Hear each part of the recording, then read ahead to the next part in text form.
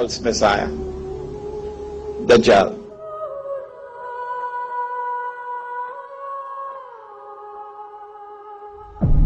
Which island is it? In 1917,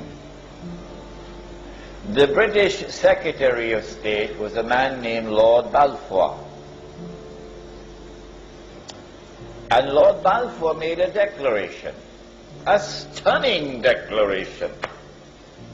Britain was the superpower in the world, and Lord Balfour declared that the British government intends to pursue an effort for the establishment of a Jewish national home in Palestine. In 1919, a British general led an army which defeated the Turkish army, and from a Jewish perspective, liberated Jerusalem and liberated the Holy Land. And then Britain became the power which controlled the Holy Land. The League of, in those days you didn't have the United Nations, you had the League of Nations. And the League of Nations conferred upon Britain something called mandate power. So Britain was the mandate power who controlled the Holy Land. Britain controlled the Holy Land from 1919 until 1948. In 1948, Britain acted as the midwife for the baby to be born. The baby, of course, was the state of Israel. In consequence of all of this, I have come to the conclusion that the island was Britain. And so when Dajjal was released and commenced his mission to deceive Banu Israel and to deliver to them what would appear to be the return of the Golden Age, it is from Britain that he commenced his mission. But if there's anyone who differs with me, then I'll have to invite them to tell me, you tell me which island it is. You cannot just differ with me without telling me which island is it. Because the hadith is there in Sahih Muslim. You've got to deal with the hadith. During the time that Dajjal was launching his attack from Britain, the Holy Land was liberated of non-Jewish rule. During the time that Britain was hosting Dajjal, the Jews came back to the Holy Land. And during the time that Dajjal was launching his attack from Britain, the state of Israel was restored. 3 out of 4 already delivered. And in all of this, the overwhelming majority of Jews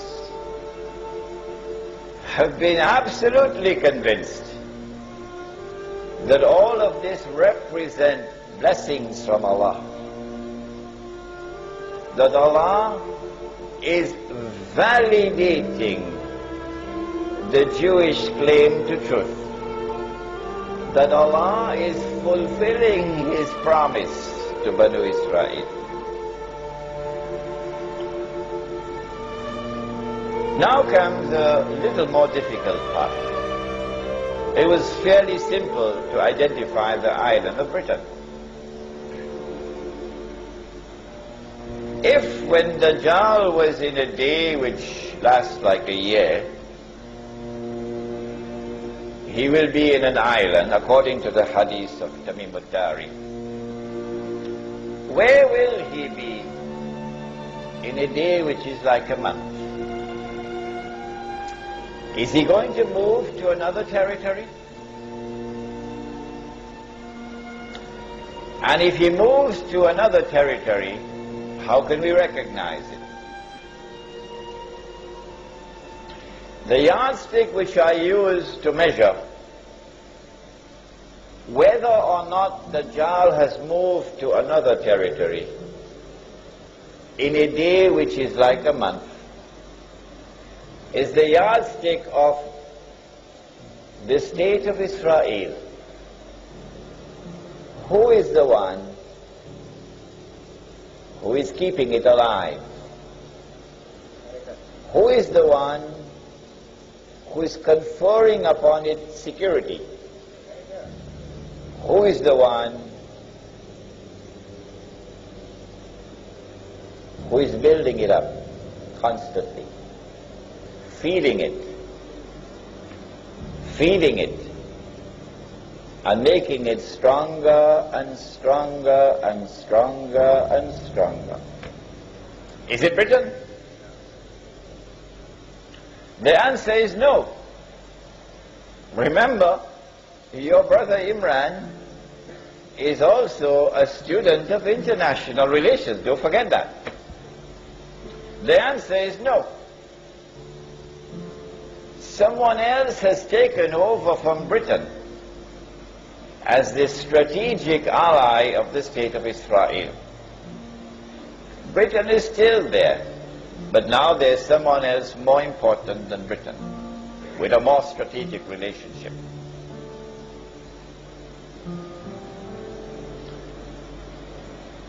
The United States of America is without any question whatsoever the most important strategic ally of the state of Israel in the world today. Without any question whatsoever. The United States of America is the country which is supporting Israel with the greatest amount of financial assistance and material assistance. The United States of America is the country which has a strategic military alliance with the state of Israel. And so, I have come to the conclusion that Dajjal, in a day which is like a month, is no longer in Britain. Britain now has to give way to another country. Britain was the superpower. Britain was ruling the world. But now another country mysteriously, strangely, inexplicably takes over from Britain as the ruling power in the world and the strategic ally of the state of Israel. This is the United States of America.